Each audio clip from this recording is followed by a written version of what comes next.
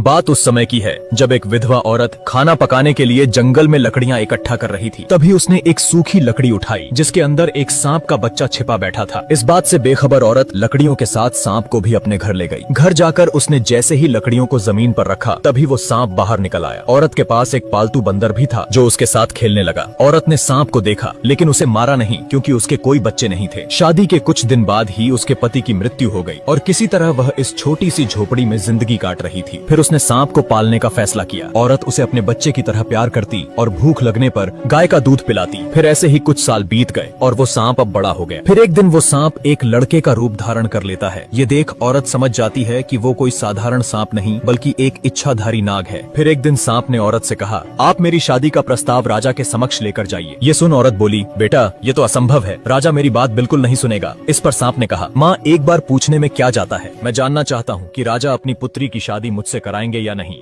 औरत बोली, ठीक है बेटा, मैं कल जाऊंगी। फिर अगले दिन वो महल की तरफ निकल पड़ी। थोड़ी देर चलने के बाद औरत महल पहुंच गई। जैसे ही उसने अंदर जाने का प्रयास किया तभी द्वारपालों ने उसे रोकते हुए कहा, आपको अंदर जाने की अनुमति नहीं है। जब तक राजा का आदेश नहीं होता कोई भी व्यक्ति महल के अंदर नहीं जा सकता। औरत बोली, बेटा राजा से बहुत जरूरी बात करनी है, कृपया करके मुझे जाने दें। उसके बार बार आग्रह करने पर द्वारपालों ने उसे महल के अंदर जाने दिया। औरत राजा के पास गई और कहा, मैं अपने बेटे के लिए आपकी पुत्री का हाथ मांगने आई हूँ और मैं ये भी पहले ही सुनिश्चित कर देती हूँ कि मेरा बेटा एक सांप है महाराज। ये सुनते ही राजा क्रोधित हो उठा। फिर सैनिकों ने औरत को घसीटते हुए ले जाकर महल से बाहर फेंक दिया। फिर वह दर्द के मारे कराहने लगी क्योंकि उसका एक हाथ टूट गया था। अब वो खुद को संभालते हुए किसी तरह घर लौटी और सांप बेटे को महल में हुई घटना के बारे में बताया। फिर उसने कहा, माँ तुम अपने हाथ की चिंता मत करो। तभी उसने मणि प्रकट की और बोला, मेरी माँ का हाथ अभी ठीक हो जाए। इतना कहते ही औरत का टूटा हुआ हाथ बिल्कुल पहले जैसा ठीक हो गया। सांप ने अगले दिन भी औरत को महल भेजा। इस बार भी राजा के सिपाही उसे महल से बाहर फेंक देते हैं। वो फिर एक बार जलील होकर और शरीर पर चोट लिए वापस घर लौट जाती है। इस बार भी सांप बेटे ने उसे ठीक कर दिया और एक बार फिर से औरत को महल जाकर राजा से शादी की बात करने के लिए कहा। वो घबरा गई और बोली, बेटे मैं बार बार जलील होने नहीं जा सकती और साथ ही मार पड़ती है सो अलग। माँ बस ये आखिरी बार आप चले जाइए, इसके बाद मैं दोबारा नहीं बोलूंगा जाने को। औरत फिर से एक बार राजा से कहती है, महाराज यहाँ आना मेरी मजबूरी है, बस आखिरी बार मैं आपसे पूछ रही हूँ, क्या राजकुमारी की शादी मेरे सांप बेटे से कराएंगे? फिर राजा ने कुछ देर विचार किया और मुस्कुराते हुए बोला, अगर राजकुमारी को ले जाना है तो अपने बेटे से कह देना, आज से ठीक 2 दिन बाद तुम्हारी झोपड़ी की जगह वहाँ एक विशाल महल होना चाहिए जो हमारे महल से साफ नजर आए और उस महल के सामने 1000 हाथी और 400 घोड़े हमारे स्वागत के लिए खड़े होने चाहिए। राजा की बात सुन वो हैरान रह गई। इस बार सैनिकों ने उसे इज्जत से जाने दिया। इस बात की खुशी औरत के चेहरे पर साफ दिख रही थी। घर जाकर उसने बेटे से कहा, महल और हाथी घोड़े की बात कर रहा था राजा। माँ बस इतनी सी इच्छा है राजा की, ये तो बहुत आसान है, तुम चिंता मत करो, कल सुबह ही इंतजाम हो जाएगा। फिर आधी रात को सांप घर से बाहर निकला और मणि हाथ में लेकर बोला, मेरी ये छोटी सी झोपड़ी एक विशाल महल में बदल जाए और महल के सामने 1000 हाथी सहित 400 घोड़े मेरी सेवा में उपस्थित हो जाएं। इतना बोलते ही जगमगाता हुआ स्वर्ण से बना महल झोपड़ी की जगह खड़ा हो गया और 1000 हाथी सहित 400 घोड़े भी स्वागत के लिए तैयार थे। फिर अगली सुबह राजा को उसकी पत्नी जगाते हुए बोली, उठिए चलकर देखिए बाहर क्या हो रहा है। उसने बाहर जाकर देखा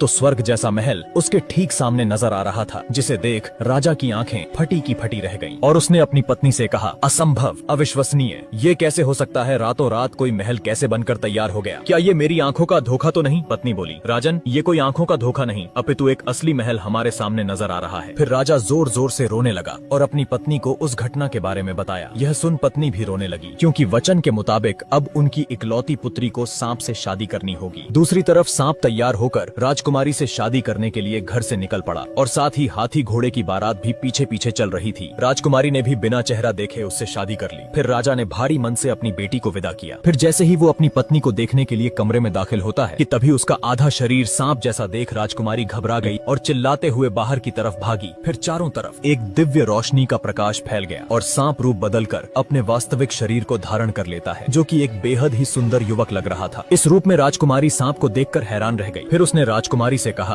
अभी जो हुआ इस घटना को तुम्हें गुप्त रखना है, ये किसी को मत बताना कि रात को मैं मनुष्य का रूप धारण कर सकता हूँ। फिर राजकुमारी ने इसका कारण पूछा। मुझे श्राप मिला है और उसके मुताबिक मेरी पत्नी ने अगर किसी को मेरी सच्चाई बता दी तो मुझे किसी अज्ञात जगह पर कैद कर दिया जाएगा और मैं इस संसार से हमेशा के लिए गायब हो जाऊंगा। राजकुमारी सहमति जताते हुए कहती है, ठीक है, मैं ये बात किसी को नहीं कहूंगी, मगर मैं तुम्हें किस नाम से पुकारूं? देव, देव नाम है मेरा, तुम मुझे इसी नाम से बुलाना। इधर राजा को अपनी बेटी की चिंता हो रही थी तो उसने एक सैनिक से कहा, जाओ और बिना किसी की नजर में आए मेरी बेटी का पता लगाओ, वो ठीक है या नहीं, कहीं उस सांप ने मेरी फूलों सी नाजुक बेटी को कोई नुकसान तो नहीं नहीं पहुंचाया। फिर अगले दिन सैनिक सांप के महल में चुपचाप घुस जाता है और जब उसने छुपकर देखा तो राजकुमारी उसे ठीक हालत में नजर आई। फिर वो महल जाकर राजा और रानी से कहता है, राजन आप चिंता न करें, राजकुमारी वहाँ बिल्कुल ठीक है। राजा को तनिक भी उम्मीद नहीं थी कि ये सुनने को मिलेगा और वो अभी भी संतुष्ट नहीं था। अब 2 दिन बाद राजा ने एक पत्र लिखा जिसमें वो अपने सांप दामाद और बेटी को भोज के लिए आमंत्रित करता है। जब राजकुमारी अपने पति के साथ मायके आती है तब माँ ने इशारों में कहा, मेरी बच्ची हमने बहुत गलत किया है तुम्हारे साथ, तुम्हें कितना दुख झेलना पड़ रहा है हमारी वजह से। माँ ये आप क्या कह रही हैं? मैं अपने पति के साथ बहुत खुश हूँ, बल्कि ये तो मेरा सौभाग्य है कि मुझे ऐसा जीवन साथी मिला। अब 1 महीना बीत गया और नगर में एक व्यापारी के घर शादी थी। उसने राजा और राजकुमारी को समारोह में आमंत्रित किया तो सांप ने कहा, मेरी प्यारी पत्नी तुम पहले जाओ, मैं सूरज ढलते ही इंसानी रूप में वहाँ आ जाऊंगा, मैं तुम्हें फिर से याद दिला दूं।